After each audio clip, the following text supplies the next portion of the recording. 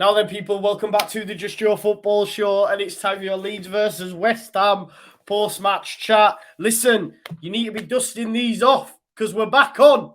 We're back on. We're back on. Not I kid, of course. My emotions are running wild. I'm so happy. I've been singing around the house between the watch-along and doing this video at last, because it feels like one of them moments. You know, we've been waiting for a win like this all season. We've been scrapping. We've been injured to death.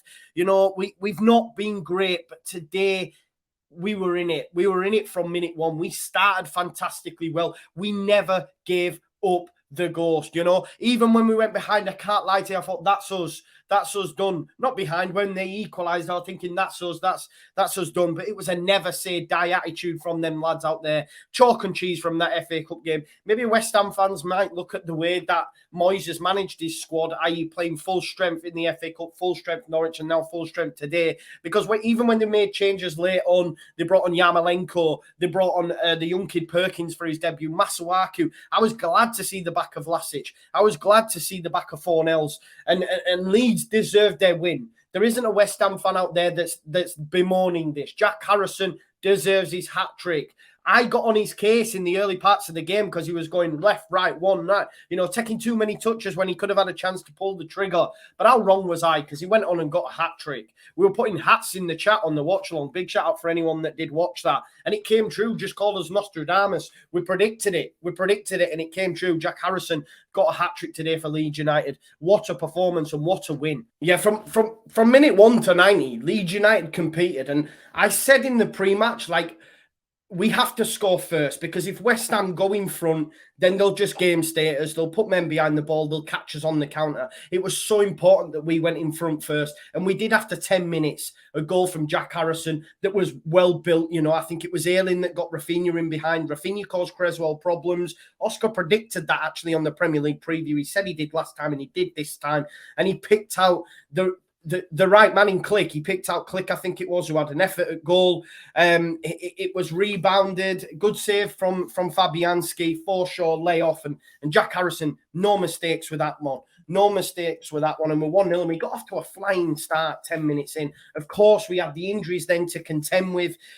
Just to bring us back, sorry, I'm all over the shop, because it's a massive win. This is 9 points now. 9 points between us and the relegation zone. You know, I was saying pre-match, if you get a point and then you beat Newcastle, you're out of the woods. Well, that win today gives me that sort of vibe. 9 points. 9 points is absolutely huge, because we've already seen this season how many teams struggle to get points at all. Down there. And we have a great record against relegation side. If we beat Newcastle next weekend, that's us. Do you know what I mean? That is us. For me, that's why I'm saying dust it off. Of course, it's tongue-in-cheek, but we're going to start to climb up the table. You've got to consider this, yeah? You have to consider the fact that today, Leeds United, again, their bench, the average age of the bench was 18-year-old. No disrespect, listen, it's nothing to do with me, but you've got teams like Arsenal crying off their North London derby because they don't want to field the squad that they've got. Do you know what I mean? Whereas Leeds United had an average age on that bench of 18-year-old alongside Rodrigo. Do you know what I mean? Rodrigo old enough to be some of them guys' granddads, probably. Do you know what I mean? Strout came back in for Llorente. Obviously, Llorente suspended for this game. And listen, hats off, because Strout was absolutely unbelievable. He was all over Antonio from minute one and won that battle. There was a little exchange at full time between them two, and you know, they were laughing because I tell you what, Strout, what a performance. What a performance. And Liam Cooper, you know, I'm a fan of his. He's going to struggle. He's going to struggle to get back in that side. If Strout continues and maintains fitness, doesn't get injured, no one can take that place from him. I thought Robin Koch as well. He was exceptional today in both DM and at centre-back. Obviously, he had to move later on due to injuries. I mean, this is Leeds United for you. We go in front, you know, and I'm saying just keep it till half-time if we can. And then we lose Adam Forshaw, who was playing really, really well and has played exceptional since his return. Obviously, he gets a new deal and then he goes and gets injured. It's sod's law, you know. Junior Firpo comes off. It both looked like they had hamstring injuries. Gutted for them. But this is the thing, like Leeds United and Bielsa, the reason that he bloods these youngsters because they're ready. You know, when he thinks they're ready, and by giving them opportunities in little fits and starts like he does. And I know a lot of people, want to throw shade and say, oh, they're only forced or whatever. Like, Leeds United are the first team in Premier League history to hand 8 teenagers their debuts in one single season. And people tell me, oh, well, Cody was right to go on. They don't get given opportunities. They don't get used. Somerville, Creswell, Gelhardt, Drama, McKinstry, Greenwood, Belt, Hieldy. Bait, not Belt. That's how many players. It is a new Premier League record. And when stuff like this happens, i.e. Firpo gets injured and Forshaw gets injured, because of the game time they've had in the FA Cup, or they've had little, substitute appearances or whatever it like, they're ready. And Bait and Hieldy were class.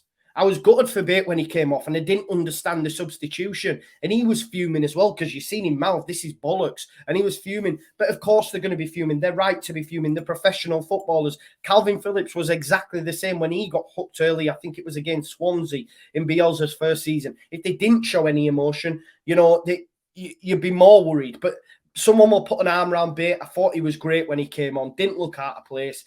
Bought in the summer. I didn't think he'd get an opportunity as early as he has. And he was fantastic. But yeah, that's a new Premier League record for giving out debuts. And people want to throw shade at Bielsa. It's a madness. It is a madness. But yeah, anyway, back to Struijk. Colossal performance. Another one that, of course, got given a debut under Bielsa in the Championship.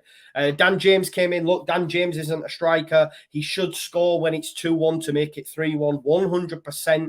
I'm not going to say that, but what I will say, and I said this pre-match, the difference that Greenwood was up against Diop and Dawson, and they're not great. They're not great on the ball.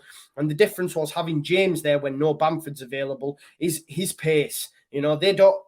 They're not great on the ball, so they don't have the time on the ball. And when James is going, pressing you on high, they're going to struggle. He did it to Fabianski on a number of occasions. And okay, he missed the shit, and we should have been 3-1 up at half time. He still had a great performance for me.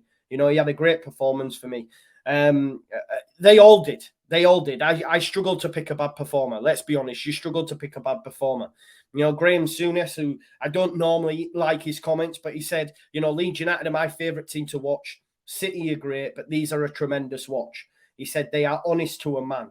He said, if you know anything or even a little bit about football, you want them in the Premier League. Well, we're not going anywhere. And I've said that since day dot, and wins like that will just prove that point.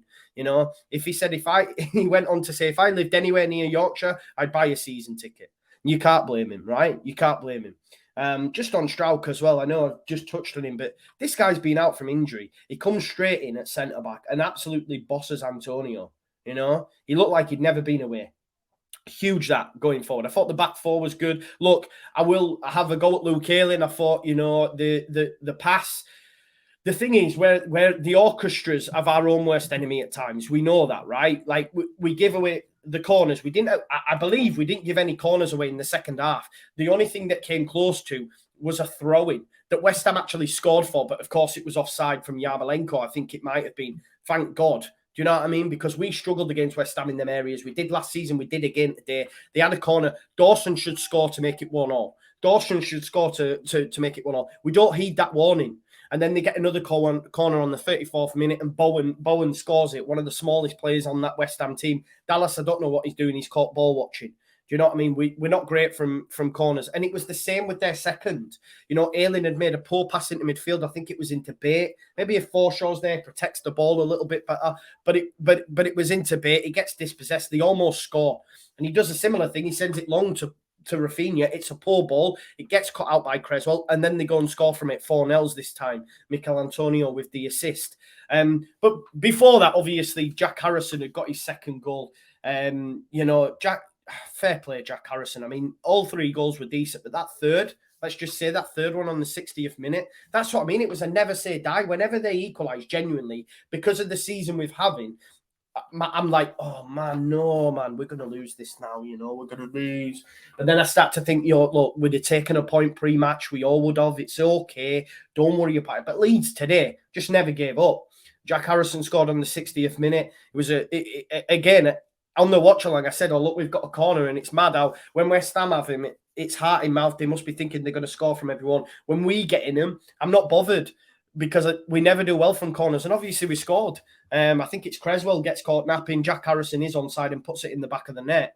Absolutely buzzing. Rodrigo came on as well. It's nice to see him back in amongst the fray. I know there's chat that he wants to leave, but I just don't see it because he won't be in the squad if he'd have asked to move on. We've seen that with Drame. We've seen that with Saiz. If you don't want to be a Bielsa, we'll send you on your way. So he came on. And then Mateus Click. I want to praise Mateus Click as well. When he plays in that high 8, sort of that 10, we click better. That was no pun intended, but it just works better when he's on his game. I said that Click must start in the pre-match. Someone dug me out. Someone said Click must start. You need to go to sleep. Well, I thought he was great today again. And he should have scored. He should have scored to make it 4-2. What was so frustrating for me is that VAR chalked it off, probably rightly by the letter of the law, because Rodrigo was on the line and it touched him, and therefore it would have been given as his goal. But really, like, it was in the back of the net anyway. If you take Rodrigo out of the situation, it's still 4-2.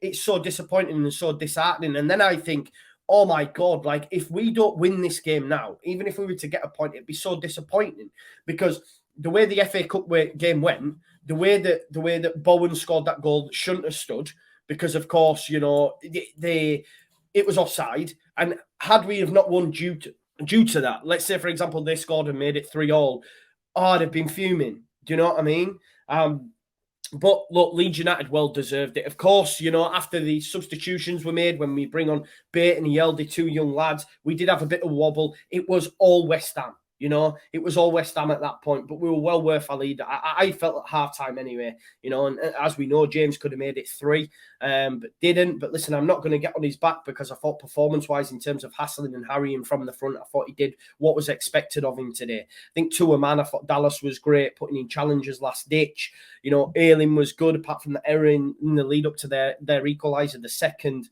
But, you know, I mean, for us to go down to London, especially considering the performance we had against them last week, and to win the game and win it well and deserve the win against the team that currently sit in 4th, it's absolutely huge. It's massive for Leeds United and really, really could kickstart the season properly, you know. We've had little fits and starts, but you now look and say that's 2 wins on the bounce, Burnley and West Ham. We now got Newcastle at home. We beat Newcastle. That's 9 from 3 games. Do you know what I mean? We've gone above Everton tonight, you know, or today. And we can start to look up the table. 9 points. I know still people, and is your prerogative, will still look over their shoulder. But for me, 9 points is huge at this stage of the season after Christmas. It's massive for me. Genuinely, it can't be understated how important that win is. It's massive. You know what I mean? And just going in front's huge. When Leeds United go in front, okay, we haven't been able to maintain Leeds as long as and as good as we have done in previous seasons. But once we get ahead and we get into our group, we just constantly go. We constantly go and we constantly try to create chances. And that happened today for me. Leeds United were, although it was heart in mouth, but it was an enjoyable spectacle. And that's what we've come to expect under Bielsa. Yes, you know, it was all over, and sometimes you might want a little bit more control, as the lads on the square ball say, Stevie Nichols. But Leeds United, this is what we're used to, and it felt today that Leeds United almost are back. Do you know what I mean? Leeds United almost could be back. If we perform anywhere close to that in games moving forward against Newcastle, we'll be totally fine. Do you know what I mean? It's class. It's class. Jack Harrison, only the 5th player to score a hat-trick for the club. You know, managed by Marcelo Bielsa. Obviously, Bamford got one. You know, and now Jack Harrison's got one but that's his 5th overall. For a player under Bielsa.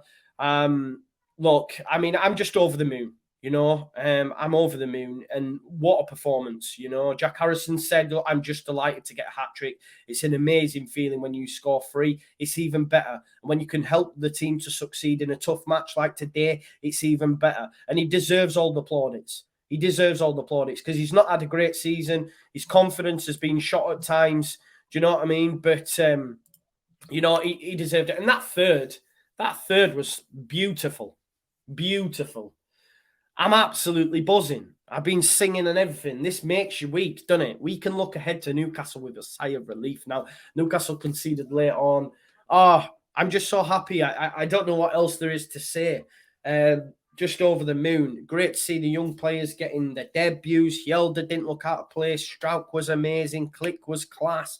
Bate was good when he came. Rafinha was involved a hell of a lot. Dan James did what was needed. Okay, didn't finish, but he did what was needed, leading that line. Jack Harrison gets a hat-trick. Jackie Haradonna, the hats in the chat, absolutely over the moon. And I know I said it tongue-in-cheek, but, you know, about the passport stuff, it's all kid. It's all a joke. But listen, we're happy, aren't we? And that's all we can ask, man. Absolutely buzzing. Thank you as always for watching. I hit 8,000 subscribers on the watch along today. Over 100 people subscribed whilst on that watch along, which is absolutely huge. Thank you so much, as always, for your support. Like the video, subscribe to the channel, comments, notification bell. It's nice. You know me, I'm positive anyway, but it's nice for that to be backed up. It's nice for that to be backed up because, you know, there's people in the chat when we're conceding, it's to all, and people, it fits their agenda to come in and say, oh, I told you. Why are you bothered? Just support the team. Do you want them to lose so you can say I was right? Is that what you want? Because that's certainly not what I want. It's not what I'm in it for. I love my club, and I'm so happy that we won down at London. It's huge. It's huge. It can't be understated how big that result is against a top 4 side. Love it. Listen, I'm going to sign off now, but thank you as always for watching. I'll see you in a bit. Peace out. Leeds.